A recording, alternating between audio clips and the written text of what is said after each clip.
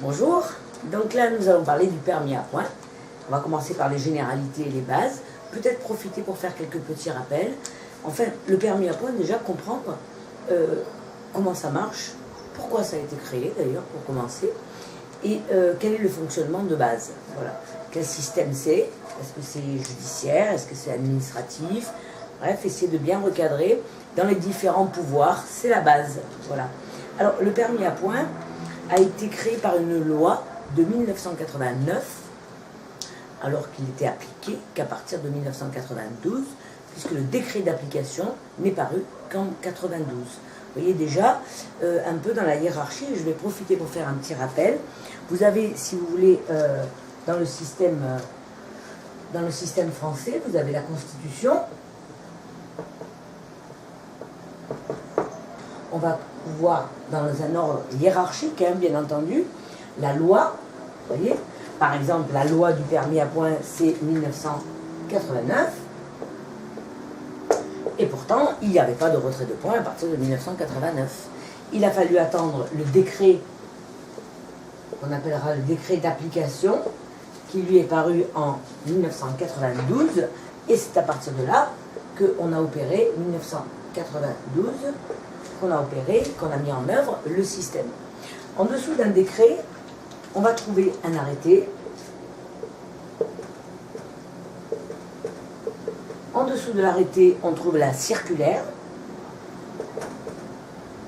Par exemple, on a une circulaire de mai 2004, si je ne m'abuse, qui vient expliquer beaucoup d'informations, enfin, qui vient expliciter, voilà le terme exact, qui vient expliciter le fonctionnement du permis à points.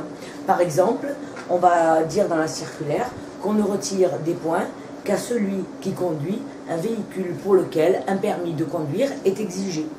C'est ainsi que, par exemple, lorsque moi, avec mon permis auto, moto, poids lourd, peu importe, je conduis un cyclomoteur, un 50 cm3 si vous préférez, et que je franchis un feu rouge, eh bien je paierai l'amende, mais je n'aurai pas de points retirés alors que j'ai un permis de conduire.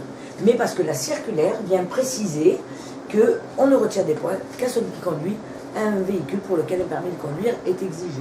C'est important de comprendre ça, et ça vous aide aussi à comprendre la hiérarchie des lois qui fonctionnent comme ça.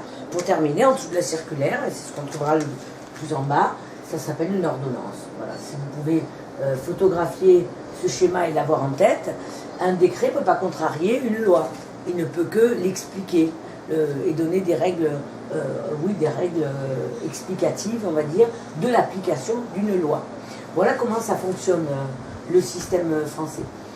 Si on regardait en termes de hiérarchie des textes européens, pourquoi pas, ça pourrait être intéressant.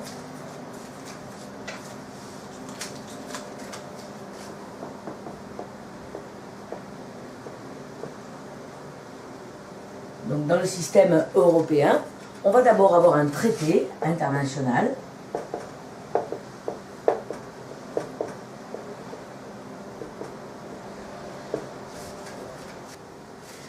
Un règlement communautaire.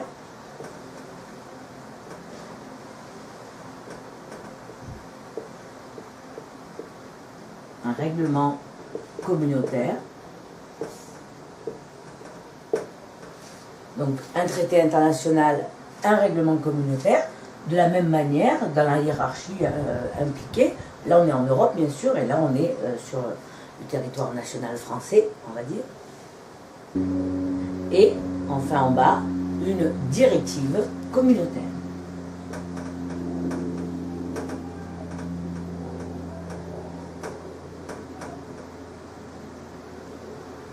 Donc une directive, un règlement communautaire est plus fort hiérarchiquement qu'une directive communautaire.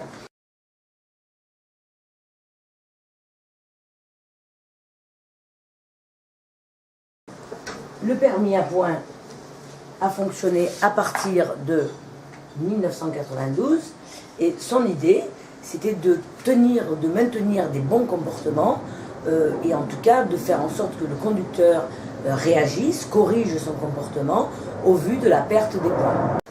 Donc voyons maintenant le permis à points, pourquoi on l'a créé et comment ça marche, quels sont ses grands principes.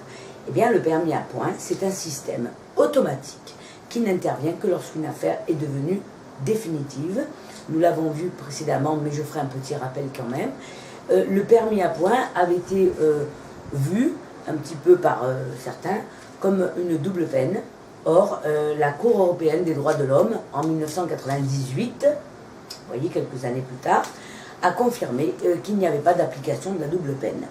Alors pourquoi et comment on peut comprendre ça? Mais effectivement, il faut comprendre la peine et la peine qu'on peut avoir, la peine officielle et la peine juridique, on va dire, qui est donnée une sanction, et la peine que ça me fait ou la sensation que ça me fait de manière psychologique. Lorsque j'ai 12 points sur un permis de conduire, ce qui est le cas normalement maintenant au bout de 3 ans, puisque au début on donnait directement 12 points, c'était le capital, c'est pas la loi qui le dit. La loi elle dit qu'on perd un pourcentage, qu'on donne un pourcentage, c'est le décret d'application qui vient expliquer ça. Eh bien, lorsque on a 12 points et qu'on perd 4 points, réfléchissons bien, quel effet ça a sur mon permis de conduire? Parce que comme mon permis de conduire, il est 1 point. J'ai 12 points, je descends jusqu'à 1, j'ai exactement le même permis de conduire. Il a la même valeur. C'est pas un plus petit permis, un gros permis. C'est un permis dit valide. Il n'y a que lorsque j'arrive à 0 que ce permis devient invalide. Et là, lorsqu'il est invalidé, effectivement, je subis une peine. Mais elle n'a pas été directe. D'ailleurs, le système du permis à points ne prévoit pas qu'en une seule arrestation, je puisse perdre la totalité de mes points.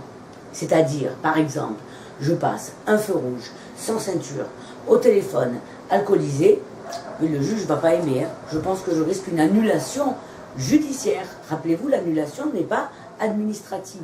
Et le permis à points, lui, est administratif. Automatique, administratif.